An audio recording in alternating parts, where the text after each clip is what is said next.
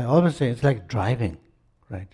Driving. It takes a lot of practice to become a good driver, you know. So to have a good control of your mind, of emotions, it takes a little bit practice there, right? And knowledge. And you have to learn how to read the signs, right? Which says, oh, it's a hazardous sign here, or, school bus, watch out, and that's very expensive ticket. Not even, even if you don't care about the other people, but it's very expensive. So that helps, right? So you got to learn all those things, like actually how expensive is our emotion?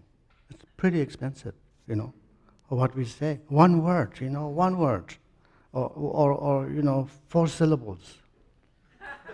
That can cost you a lot, right? That can cost you a lot of money, a lot of trouble, a lot of things.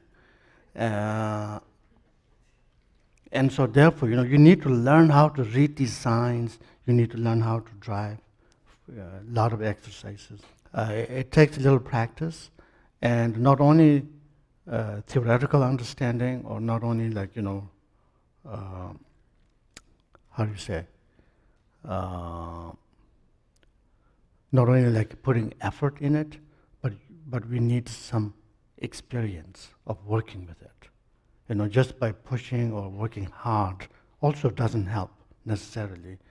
And just by, theoretical understanding also doesn't help. So we need this combination, of understanding and experience, some experience, such as doing some meditation or doing some yoga, what have you. Physical yoga can help a lot. We need some physical awareness practice, mental awareness practice. When we combine these all together with these techniques we're talking about, then we can experience those gap, mindful gap, and so on in action, right? In action. Like in the beginning, you're driving in a church parking lot, right? Imagining it's the I-5 or whatever, and that's very different from driving on I-5. Once we have learned the skills and practiced them often, so to speak, and then the driving comes so natural. Like you have a full control of your car, right? Not only you have a full control of your car, sometimes you even have a control over other cars. Almost, like other bad drivers or whatever you can avoid and, maybe help both of us.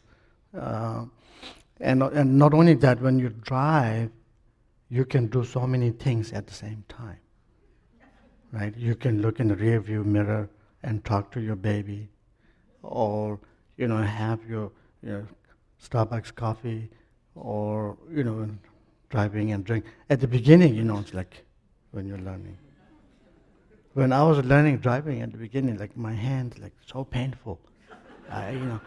After only like practicing for like half an hour or whatever, it's still like sore, because I was like holding, right?